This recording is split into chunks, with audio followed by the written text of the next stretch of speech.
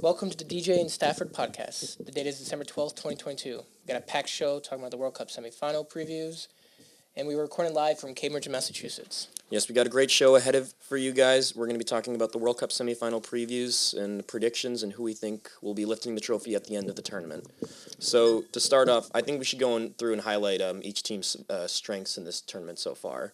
So starting off, when it comes to Croatia, honestly, their biggest strength is their defending and penalty kick taking at this point. I think their biggest strength is just they'll find a way to win. They grind out results really well. They'll grind it out. Mm-hmm. They're a pretty old team if I don't know about their age, very old team, and they're going to grind it out. I don't think you can count them out, even though they are going up against Messi, obviously. Mm-hmm. Messi. Everyone I feel like is a soccer fan wants Messi and Argentina to win. I agree. That's not true. I'd say some people, have hopped on the Morocco bandwagon just as the underdogs. But other than that, soccer fans, we all want to see Messi lift the ultimate prize. But Croatia has been absolutely fantastic at defending. If you watch what they did in that Brazil game, that defending was world class.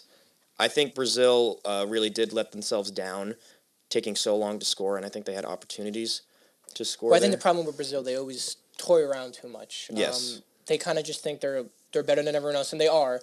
Probably on paper and talent-wise, probably the best team they were in the tournament, but they still lost. So this is knockout football. Anyone could win.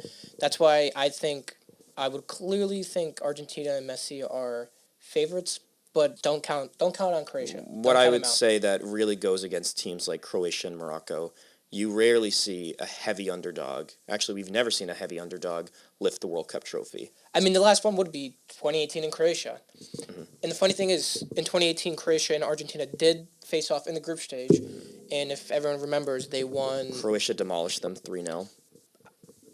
I don't remember the match as a demolish. I think it was just a world-class managed game by Croatia. Argentina was very weak back then. They're a completely different team. Mm-hmm. I think their team from back to front is much better than it was in 2018, especially 2014. If you look at that 2014 squad, I can't believe they made it to the finals.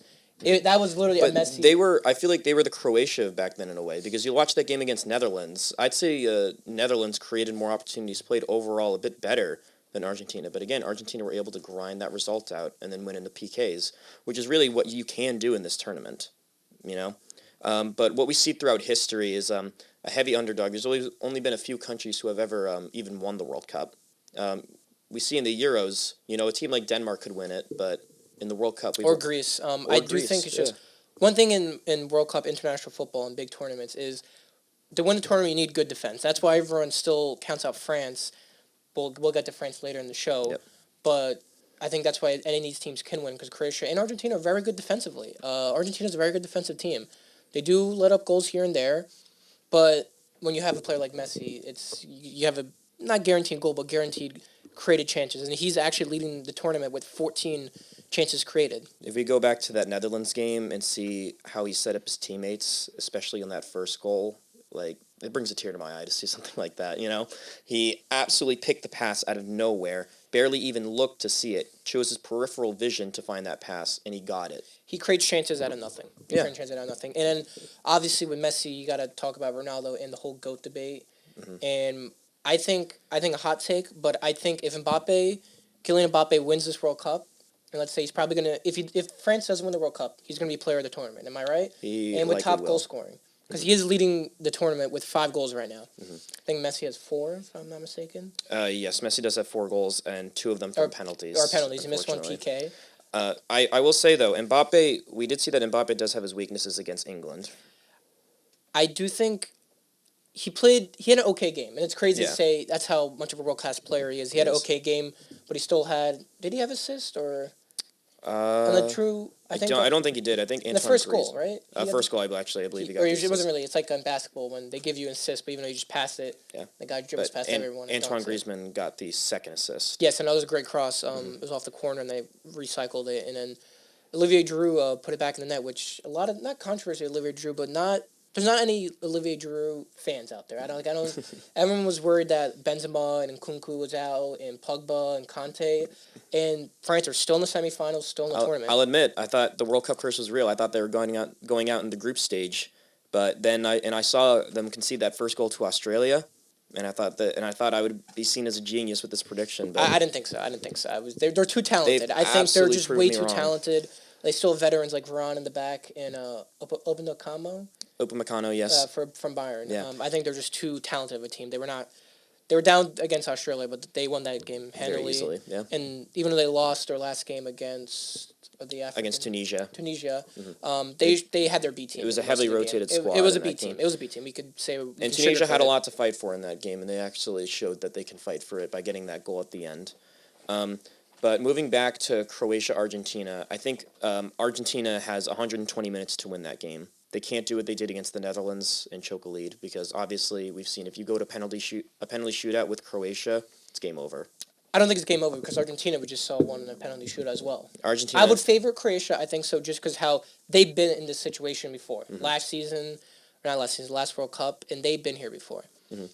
You see, though, Argentina did miss one penalty in that PK shootout, where we rarely see any Croatian player ever miss a penalty. And even against Poland, you saw Messi miss a PK with a world-class save from Wojciech Szczesny. That, I think, in Szczesny is probably the goalkeeper of the tournament? You could say, yeah. Even they lost in the round of 16. I think you can also give a shout to Bunu on Morocco. Yes, has been amazing. We can pivot down to Morocco, and what a underdog story. I absolutely love this team. Watching this team play is so much fun. The way that they dealt with Spain, having so little possession, and still getting the win out against them is amazing. Well, they're the definition of an underdog, and they are going to defend as a team, and they're going to defend all day, and they're going to be scrappy and going to try to find the goal somewhere. We see at least one underdog story every World Cup, but rarely do we see them go all the way to the semifinals. No, I think last World Cup, Turkey, last World Cup, 2002 with South Korea making it all the way to the semifinals. That was a little rigged. We had some dodgy decisions in that one, but we did have Turkey in the other one as well. But if you go back to 2014, Costa Rica, who were amazing that tournament, they still only made it to the quarterfinals. They lost some PKs, if I'm mistaken. They did to the Netherlands. Yes. But then you see in the last World Cup, obviously Croatia were the finalists in that underdog story. But another one was actually Russia, if you remember, the host nation. But they still only made it to the quarterfinals. But they lost to Croatia in 2018. They did. And they could have won that game, to be honest. They lost some PKs. But this Moroccan team, has not had any easy run by any stretch of the imagination. No. Being Spain in the round of 16. Exactly. And then Portugal. Who had so much to fight for, obviously. They were just because of Ronaldo's legacy. And fighting for their GOAT, Cristiano Ronaldo. But was it the right decision to bench him? We don't know. Mm-hmm. I mean, it's... Obviously, it wasn't in the Switzerland game, but... I think they were going to beat Switzerland with Ronaldo on the field. And I think he's getting too much hate where people saying he's not a top-quality striker, which he is for sure. He scored... It's very frustrating to see how people jump on the bandwagon when either Messi or Ronaldo does anything poor. You saw people jumping on the Ronaldo bandwagon and hating Messi when he had a relatively lackluster season with PSG last season. Yes, it was. I think he was just getting used to. Yeah, and now all of a sudden, Cristiano Ronaldo has a poor World Cup, while Messi has been one of the best players so far. And you say way too much hate for these players. It's really, really... Well, I'm really curious where Ronaldo's going to go. I don't know. That's another story right there. We have plenty to discuss on that matter with the whole Piers Morgan interview. We'd love to go in depth about that. Well, there's reports that he's going to Saudi Arabia, which I'm going to be honest, I don't see it. I have no clue about that. I do not see him in a Saudi Arabian jersey, to be honest. I can't. Even though they are giving him stupid amount of money. Just like it's a... you can't say no to that money. I know people say like, oh, what about your pride and your loyalty? I mean, this money's going to be for his children's children down the road. Yeah. But anyways, we go back to Morocco, and I love their squad from top to bottom. I love Hakimi. But they have a lot of injuries. Didn't Hakimi get injured? Yeah. That's why it's just the next man up. I love that mentality. And I love their defense. Amrabat and Bunu. Bunu is going to be in Moroccan folklore for sure. from this moment forward because of how dominant and how special he was in the game against Portugal, keeping a clean sheet. I'll tell you this. Morocco has only conceded one goal this whole tournament, and it was an own goal. Own goal, yes, against Canada, which is just... crazy. The only team that can beat them is themselves. And actually, I would say that going into this match against France, if they can keep it out of their heads that it is France and is a very, very strong France, and they can do what they did against Spain, against Portugal, and defend as magically as they did, they could take that game. I think the best that they could do is take that game to a penalty shootout and potentially win it. And I think they actually have a really serious chance to do that. I love the underdog story, and I'm all behind it, but I don't think so. I think France are going to win this game. Not easily. None of these games are going to be easy, but I predicted 2-0 France. Or not, they're going to give up goals, so I think 3-1. I'm going to be backing France in this one as well, unfortunately. I love the underdog story, but we rarely see the underdog go all the way to the final. Besides Croatia last year. That was definitely an exception. You didn't see that in 2010 or 2014 or 2002. So I'm going to be backing France, and I'd say France wins this one 2-1. I think they only score 2 goals. Morocco gets 1 because France's defense has been very leaky so far. People have been saying that, but they're still quality, even against a very good England side. England did create chances. I think Lloris came up big a couple of times. He made some big saves, and a lot of people are saying Lloris is not the real deal, or he's washed. But I think Lloris played excellent against England. I will be honest though, I would absolutely love to see their backup in. For AC Milan, Mike. What was their backup? Their backup, if I'm not mistaken, or was he not even put on the squad? He was. He played the game against Tunisia as well. Oh, did he actually? So yeah, they did. He plays for AC Milan, if I'm not mistaken. He does. Mike Magnoli. I'm looking him up right now. I definitely butchered his name. I definitely butchered. But yeah, I think France. I think they're gonna probably give up a goal. Steve Mandanda. Yeah. Who's he play for? He plays for Marseille, I believe. Yeah, he plays for. Well, actually, no. He's moved to Rennes, the team in France. Oh, okay. I didn't know that, but I think Lloris will come up with big saves this game, and they're gonna have the ball obviously most of the game. And I think it's gonna be the Kylian Mbappe show. He's on a mission. For all the hate he's getting with PSG and all he wants this, he's being a little brat. People saying, calling him names. I think it's gonna be the Kylian Mbappe show, and I think he really wants to prove a point. At 23, he could win 2 World Cups. I mean, it's absurd. I don't think. I think the only person to do that before was Pele, actually. Yes, but I do think. But Kylian Mbappe is going to have, if he scores even 1 more goal in this tournament, 10 World Cup goals. 10 World Cup goals, and he's not even in his prime. He's going to be in his prime in the 2026 World Cup. Yes, he's 23, and how many more World Cups? At least 3 more? At least 2 more. At least 2 more. At least 2 more, but I'd be willing to bet on 3 more, honestly. Yeah. I don't see him slowing down. And that's crazy to think about how many more... He could win another one in that time. He definitely could, and France even though I think they have a very good mix of youth and some veterans on the team right now, and I think they're going to get even younger. You know who has been a bit of an unsung hero for France this tournament? Tchouaméni. Midfielder. Yes. That goal he scored against England. Well, that goal came out of nowhere. Everyone was absolute banger. Everyone was saying Bellingham should have got on him sooner. I don't know what else. I don't know. What do you want Bellingham to do? Regardless of where that goal came from in England's defense, Kylian Mbappe was able to create space for Tchouaméni to get into there, and he laced that shot literally. So much power, so much precision, right in the bottom left corner. Nothing. Pickford. No one's stopping that. And never underestimate Pickford. He has the most clean sheets this tournament. He's been absolutely world class, but there's nothing he could do about that shot. And I think Tchouaméni is one of the best midfielders we've seen in this tournament. I think so. He could be probably the best 11. I don't know. Could be. Who would be your best 11 or what midfield, but he's definitely got to be in there. We'll decide that when the tournament is all said and done. Yes, definitely some Morocco center backs definitely in there. But let's quickly shift back to Argentina-Croatia, and what score predictions do we have for that game? That, I think, obviously, I'm just going to go with the other favorite. The favorite is obviously Argentina. I think Argentina will pull it out. First of all, what a final that would be. Argentina-France. I'd love that. Get the popcorn ready, because that's going to be fireworks. I think that game's going to be a 4-3. But from last World Cup they played, it was a 4-3, probably the best game of the tournament. Yeah, best game of the year.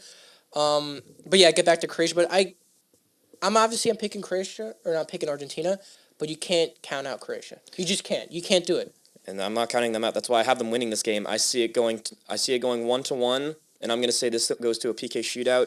And Croatia wins another PK shootout. I do agree. If Croatia do win this game, it's going to be an extra time or... I will obviously be supporting Argentina. I'd love to see Messi in a final. I'd love to see an Argentina-France final. How amazing that would be. They clearly showed us. They have so much attacking flair, and we're going to see a high-scoring game if that happens. But I'm going to go with my gut, and my gut is telling me that Croatia wins another PK shootout in this one and take it to a final. You know who's going to have a big task tomorrow? Or probably if Croatia... their left and right backs going to be guarding probably Messi, and usually they like to switch it up sometimes. They do switch it up every now and then, but yeah, they got to be running up and down that wing. I guarantee you, I think Croatia is probably going to have to score a goal some point in this game because Argentina's attack is too lethal. They're going to score. I'm telling you right now, they're going to score. They could lose the game, obviously, 2-1 or they're going to score a goal. They're going to need to get at least one goal, though, if they want to have a chance in this game because Argentina's attack is way too good. Yeah, I will still think Argentina's going to pull it out. I think it's going to be... I could see a shutout, though. I could see a 1-0 Argentina win. That's what I'm saying, though. That's why Croatia, if they have any chance in this game, they're going to have to score eventually because Argentina can get that one goal. It could be a 1-0 game. And that's what sends Croatia out of this World Cup. I think both teams will have the ball. I think, obviously, Croatia's going to sit back a little more, but it's not going to be as lopsided as the France-Morocco game is going to be because I think Morocco's going to sit in, just put 10 behind the ball, and him on the counter and try to get like a scrappy goal from a corner kick. But if we go with your predictions, who do you think wins that third place matchup, and who do you think lifts the World Cup trophy? So I would have Argentina beating Croatia, and then France beating Morocco. Yeah. First of all, what a World Cup final. But one thing I definitely don't want, and people are already making jokes about it already, if we get a Croatia-France final again.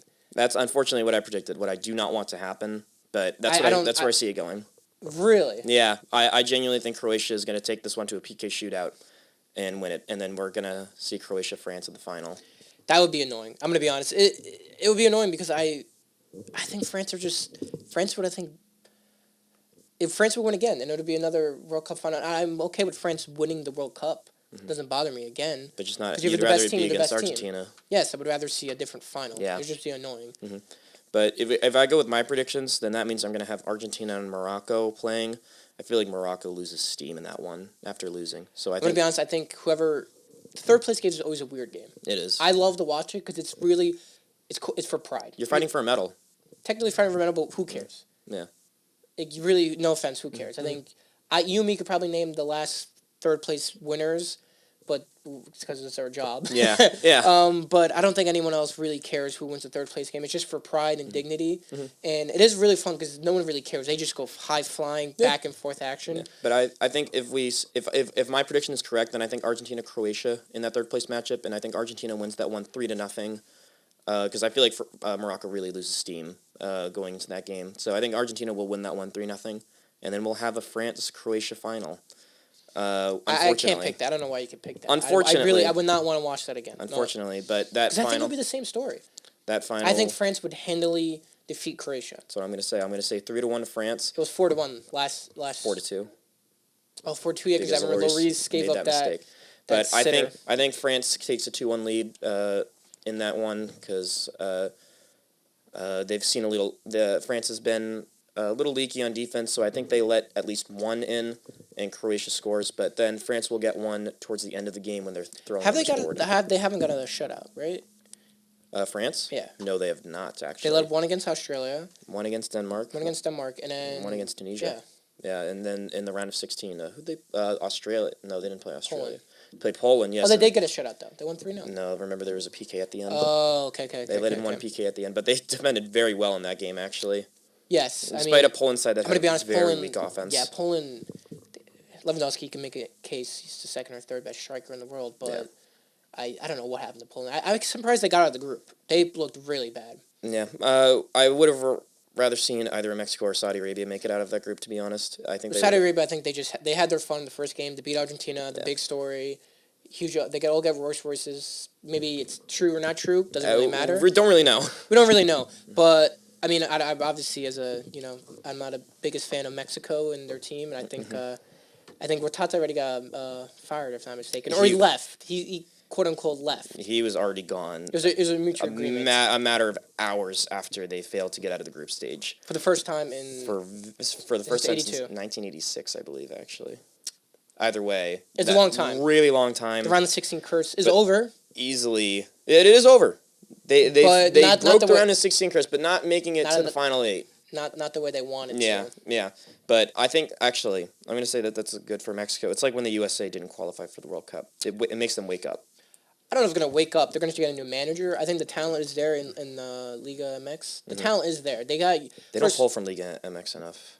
They should. Yeah. I think the talent is there. It's a good league. And I think MLS is growing as a league as well, and I think the talent's there for us as well in America and MLS. I think Liga MX, there is the talent's there. But first of all, your manager can't be fighting with your stars. Definitely. Like, Carlos Vela should have been on this team. Chicharito should have been on this team, but the fact that, if I'm not mistaken, Tata wasn't a big fan of them, they would always be arguing. Yeah. So that's why they're not there, but they should be on it. For me, I consider that very selfish of Tata Martino, actually, to not bring those players into the squad. If you want to pull some of your best players, you definitely pull the guys like Vela and Chicharito, who were very quality in MLS. Very, very quality. And they're starting in this team. And they're veterans They're starting, as well. They're veteran. And they're veterans. It was a very old Mexico team, though. Yeah. It was the oldest. But I think they needed more star power. I think they just weren't good enough scoring. I think the first game against Poland, they looked okay. I think Ochoa came in clutch. Ochoa did what he needed like to usual, do. Like every World Cup, he just shows up. Shows up every he World shows Cup. up every World Cup. I never seen he turns into prime Lev Yashin, you know? Yeah, I never seen anything like it. I think the Argentina game, I don't care. They looked horrible. They I don't know what they were trying to do. I don't know what their game plan was. Obviously, to sit back and hit them on the counter. It looked like they were compromising a draw right there. And then the moment they conceded a goal, they had absolutely no clue what to do after that. Yeah, and then Argentina, I think, got another one because they didn't know what to do, and they really had no game plan. And then, yes, obviously, they looked really good against Saudi Arabia, but it wasn't enough. It wasn't enough, and I'd be honest, I wasn't expecting them to get out of the group. I thought it was gonna be Poland and Argentina. Really? So I picked Argentina and Mexico. I believe that Mexico, regardless of how they looked, like they always find a way to get through and they almost did. They were so close to getting out of that group, and I'm surprised how close they came actually. But at the end of the day, it was never enough. It was never going to be enough based on the way that they played in those games. I don't know why they decided to turn it on against Saudi Arabia. I guess they woke up and realized they had to do something. Well, their tournament life was on the line. Yeah. When you put someone in a corner, they'll fight anyone. Yeah. Anyone will fight. And they did fight. But it was just not enough. Just absolute not enough. Wonder free kick from I say we move to what was your biggest disappointment teams and biggest surprise. Obviously, Morocco probably biggest surprise for sure. Semifinals. I still got a whole lot to pick actually. As big as surprises as well. Who else? For me, disappointment. The biggest disappointment for me. I think there's a clear answer. Denmark. Yeah, I was gonna say Denmark. But I was never a huge Denmark fan. Everyone always reacts. I think they got a good young team with some good veterans like Eriksson. Yeah. Eriksson. But the way that I was thinking, look at how they did in the Euros. They made it to the semifinal of the Euros. And they were competitive against England. And they had no Christian Eriksen in that tournament. No. He comes back, and they have a group. Obviously, I don't expect them to beat France, but I fully expect them to beat Tunisia and Australia, and they could not do it. They just look so sluggish against Australia. I actually watched. That was a great game. Mm-hmm. They just didn't. It was the thing is I think it was a draw was good for Australia, or something like that. And then they were just. By the way, I hate when that happens when a team's good with a draw and they play for the draw. Yeah, but then Australia scored. They scored because I think they needed to score because Tunisia was up against France. Yeah. But by the way, I don't know how that worked. Does the coaches have updates up to date and yelling to the team, hey, we need a goal now, or we're fine with a draw? How does that work? They probably do. The players find out one way or another. I remember the South Korea game. After they won, South Korea, they were on their phones watching the Uruguay. And then also Uruguay realized that they needed to score another goal. Despite them being comfortable being 2-0 up, South Korea scored. And by the way, I love that Ghana. They didn't care that they got knocked out. I loved it. It might have been tears of Luis Suarez. Yeah, it might have been 2-0, but for them that was a victory. That was a 5-0 victory. You ask any Ghana fan, they say it was a successful World Cup. They only got 1 point, but successful World Cup. I don't know about that. I think just emotion from that game and just the fact that both got knocked out. I think Ghana should expect it. They were the youngest team. Them and the U.S. I think they're the two youngest teams. I think effectively, if you count starting 11, what players started, then the U.S. was the youngest squad. But if you count every single player, Ghana was the youngest squad. Yes, but I loved it. But you know who also a huge disappointment for me? All of the CONCACAF teams except for the U.S. CONCACAF's in a weird spot right now. Yeah. U.S. is the king of CONCACAF right now. You can't argue. Mm-hmm. You could have said maybe Canada before the World Cup. Before the World Cup, I would have said Canada was the best team. Because just off qualifying, they look really so good. Despite not winning, they didn't win the Gold Cup, but in qualifying, they played against the U.S. and they picked them apart so easily. I remember those games were really cold. It was in January, right? Yeah. But Canada, actually, to single them out, another one of my most disappointing teams. There were a lot of people's dark horses. Not maybe a quarterfinals around the 16. For me, I never picked Morocco. I picked Canada because I think every single team was underestimating them. They hadn't been in a World Cup in years. No, for Canada? For Canada, they haven't been. This was their first World Cup. No, they had won before in 1982. They did, okay, Yeah. 1982. But unfortunately, they still are yet to find a World Cup win. They look bad. I'm going to be straight up. They look bad. They did. I think the game against Belgium. Yes, the Belgium game, I think they... Well, first of all, Davies missed that PK. I don't know why he's taking PKs. I know he's your biggest star, your biggest name, and he's your best player by far. But usually... I feel like they wanted to get him Canada's first World Cup goal. It might have been something to do with that. But at the end of the day, you're in tournament play. You need to put in your best player to take a PK. Usually your best... Every team is a PK taker. Yeah. For Celtic, it's our left back from plays for Croatia, Juranovic. And even though he's a left back, he's still probably Celtic's best PK taker. Yeah, and they always put him in. But either way, Davies missed that PK, but they looked good against that Belgium squad. Little did we know how horrible that Belgium squad was, though. But aside that was, by the way, I'm not going to say I knew that was going to happen, but I knew that was going to happen. Some people saw it coming. I didn't think they were, to be honest, I was like, they might make it out of the group. But I knew Croatia was going to get out of the group. Croatia's just too much quality in that team and too much veteran players, and they've been here before. They know what it's like. But anyways, then that game against Croatia started off so well. I was so excited when I saw Davies get that that was a great goal. Off of that Tejan Buchanan cross. But after those 15 minutes, Croatia picked all them Croatia. apart. It was all Croatia. They played like prime 2010 Spain. They did. Yeah. And Canada looked really, really poor from then on. And then the game against Morocco, I mean, they were able to get another goal, not from any of their players, but they still found another goal, but they still couldn't score, and they lost, unfortunately. Morocco played much better than that game. And they did. But another big disappointment I would put on that list is Uruguay. Even though I didn't expect anything huge from them, they should be getting out of this group. It should have been them and Portugal, let's be honest. South Korea did pull off a very impressive upset. South Korea played very well in this tournament, by the way. They did, until... Even they lost the Ghana game. Until the round of 16, unfortunately. But that's the reason why Vegas had Brazil as favorites. That's why everyone had Brazil winning the tournament. That's the game it showed you. The round 16 against a decent South Korea squad, obviously. They're huge underdogs. Lack of experience. But that's why everyone thought Brazil was going to win the World Cup. That game right there, they were just such a Brazilian win. High scoring, flair, flicks and tricks, dancing after performances. You can like it or don't like it, but that's a classic Brazilian win. The Brazilian fans, they obviously care about winning the World Cup, but they want you to win with style. I have no clue who was putting money on Croatia to win the game after Brazil won that game against South Korea.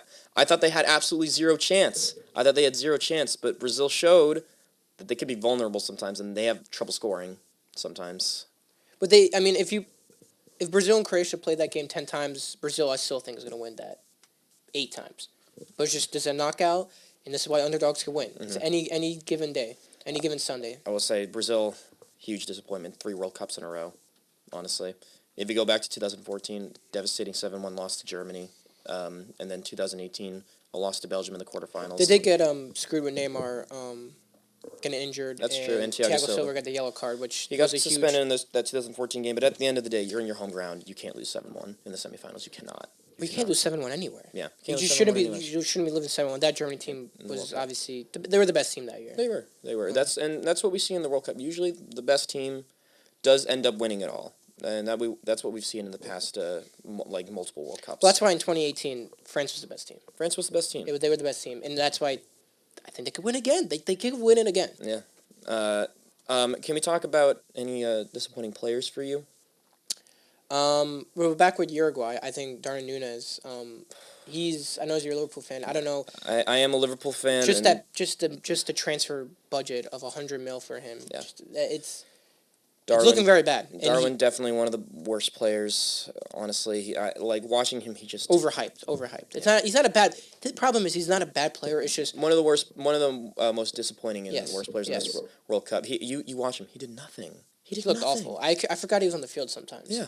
That's why they had to put Suarez in old man Cavani. Yeah, that's why they had to put him in the game. Despite Darwin being very young, very fresh, should be looking for something to prove. He's not in his prime yet, but he should be proving something. Let's say, because he's having a rough season with Liverpool. He is. Very rough season. But let's say he shows up in the World Cup. He gets that confidence back, and he comes back in January, right? Mm-hmm. I'm scared to see what happens in those Champions League matchups that we have coming up in January. Well, he's probably not going to start. But yes, that was one player. It's a big disappointment for sure. Mm-hmm. I think you can't talk disappointing players without mentioning Lukaku for Belgium. Horrible. inexcusable. I agree with disappointment, but I don't know. He had a really good season for Inter Milan. Yes, he's a reason why. He's a very big reason why they won the Serie A 2 years ago. Obviously, when they went to Chelsea, Yep. and it was a huge disappointment. I just think Chelsea have some sickness, disease for their strikers. They can't get ever since Drogba and Costa. Yeah. They can't get strikers. They just can't make it. Lukaku had 4 chances served up to him on a platter. On a platter. It was really. They should have won that game first. Missed every single one, and if that happens, Croatia's not in the position they are right now. But that's why you can't. Every chance you miss, every chance you're given and you miss, good teams or just other teams like Croatia are going to punish you. They will punish you. Obviously, they didn't punish Belgium. They didn't win the game, but they were given that life chance. Croatia players, they probably all knew we should have lost this game. Yeah. Let's regroup, and let's. There's a whole new tournament. They got a major scare in that one. Yes. Well, but once the group stage is over, it's a whole new tournament. Like I think, Greg Berhalter said once, it's a whole new group. And then obviously have to mention Cristiano Ronaldo. I don't. He didn't have a horrible. I think it's just too much controversy. I think behind the scenes, I really do think so. He scored what he had that goal, which really they didn't count it for his goal anymore, right? Where he headed it. Oh, and he counted for didn't. himself. They did not count that. Despite what he wants to tell Piers Morgan, he did not. He did not count it. That was not his goal. FIFA used the highest technology they had and figured there was no movement on the ball. He had a moment scoring their first goal in this World Cup off the PK, but after that... Pinardo, yeah. Yeah. It's just got a nice ring to it. Yep. I can't lie. Yeah. But I think there was so much hype around him. People were saying, like, oh, he got disrespected at Manchester United. He's out for something to prove. People are saying Messi's better. He's going to be lights out in this World Cup. And that didn't happen. I agree, but they didn't give him a chance. I'm going to be honest. They didn't give him a chance. He wasn't starting. And I think Portugal, they always look okay. They always look average. I mean, even when they won that Euros, I can't believe they still won that Euros. That was crazy. They just look so average in just okay the whole tournament. They somehow get through each team, winning PKs or extra time, and then they just pull out a goal against France. Yep. And just win the whole tournament. So I was not expecting anything huge or big. I wonder where he's going to go. And I don't think he got disrespected in Man United, but we're never gonna know what the true story is. It's always gonna be subjective stuff. Yes, he could say, and then Ten Hag can say something. Yeah. We're never gonna know what's the true story, and it's never gonna come out because it's their two. No one's gonna admit what's the truth and what's not the truth. But I don't think that's a huge disappointment. I say we could talk about the United States since we live in this great, beautiful country. Absolutely. I know that people were looking for something, potentially a quarterfinal place, but I'm actually very, very happy with how this World Cup went. I think it was a good World Cup. Yeah. I don't think it wasn't great, wasn't amazing. It was a good World Cup. We got out of the round 16, which at this point I think we should be expecting us. Even before this so-called golden generation, we were getting out of World Cup group stages like almost every year. We were getting out of the group of death. 2006, I believe. 2006, but that was a very tough group, if you remember. Tough group. But in 2002, we went to the quarterfinals. And that team, if you look at that team, that was Bruce Arena's finest work. That was a masterclass. Besides Donovan, there was a lot of average MLS players. Yeah. Like an MLS back then isn't to what it is today. Absolutely not. Like Walker Zimmerman now is a very solid center back. We had no such thing as a Walker Zimmerman back then. Yes, and Walker Zimmerman can play, I think, in any top league. I don't know if he's starting, probably not. No. But I think he's a very quality player, and I think people always like to make fun of the MLS and say it's not as good as other leagues. Obviously, it's not. You see more and more young MLS talent going to Europe now, though. Yes, and I just think the MLS is growing, and it's growing every year. It really is growing every year. Now, it might be reports Messi might be coming to Inter Miami. Yeah. That's. Well, we'll touch on that. I'm telling you right now, I think that's going to happen. I think that's going to happen, but just question is when. Well, that's the main question. I think Ronaldo might come to. I think I see Ronaldo coming to the MLS than to Saudi Arabia. I see that instead. I don't think any of them are really going to happen, but I think there's more of a chance I see him in America. Whatever happens. But the United States, the most glaring issue is the goal scoring. It's really and we knew walking into the tournament. It's really bad. Who's our number 9? Who's our striker? And we have them. I just really do not think they are. They're just not good enough. It's as simple as that. We can sugarcoat it all we want. They're not good enough. I really wanted to see Jesus Ferreira get put in, but he was horrible in that Netherlands game. He was really poor. He looked okay. His hold-up play was not nearly good enough.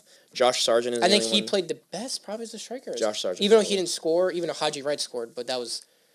He got fluky goal. That right was there. the flukiest goal I've ever seen in my life. Nah, he's my goat. Nah, Yeah, but goat. He looked bad too. Obviously, he scored. He scored. He was probably our best. No, he looked bad as well. Yeah, he did. He was given that sitter. If you remember, they kind of passed it back. I think Dumfries passed it back. It was a sitter. You should be finishing that. Yeah. So our defending was great. That was that in our midfield. Yeah, our midfield as well was amazing. What would you say was the best feature of the team? You can make a case midfield or defense, and I think it's midfield probably because we played against that England game. We really showed, even though it was a 0-0 draw, we should have won that game. We played better than England, and that game showed how good our midfield is because we went up against the top best midfielders in the world, the young Bellinghams, Declan Rice, and all these big stars. Probably going to get huge transfer fees in the next upcoming years. And Tyler Adams, Musa, and Weston McKennie ran that midfield. Yeah, they played them. You know what I would say though?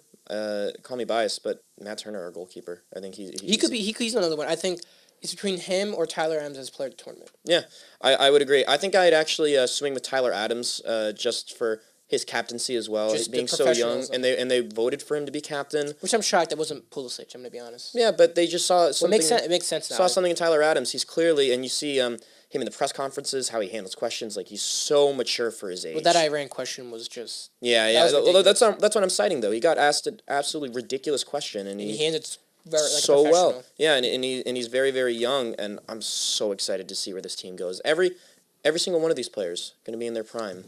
Yeah, for the next World Cup, which I'm going to miss qualifying, so I don't know what U.S., Mexico, or Canada are going to do. God knows what I'm going to do during those World Cup qualifiers. I'm going to be watching Germany versus Liechtenstein, unfortunately. I'm obviously going to watch Hungary. Yeah, you got to watch Hungary. You can watch Hungary. You can watch Hungary. I don't think we're going to qualify. There's more teams qualifying. More teams qualifying in 48 teams. That means you don't see a situation like Italy getting eliminated in qualifying. And we'll also see some new teams coming in, likely, who will be hungry to prove something in that tournament. I'm excited to see that, really. But we're talking 4 years in the future right now.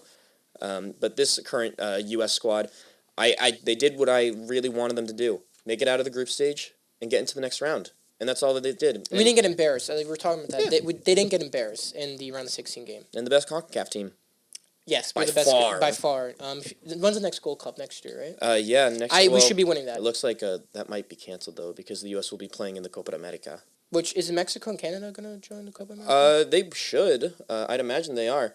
Since we already see the U.S. Going into it, so yes, we're not going to win that. I would love us to win the Copa America, but I want us to be competitive with that. But by the way, I think we should always be in the Copa America. I think it should be North America and South America. I really remember that 2016 Copa America. That was a great, really fun. Very vividly, it was great. I really had fun with that tournament. And I think we should be, because we should be playing more. That's going back to CONCACAF. I think it's too weak.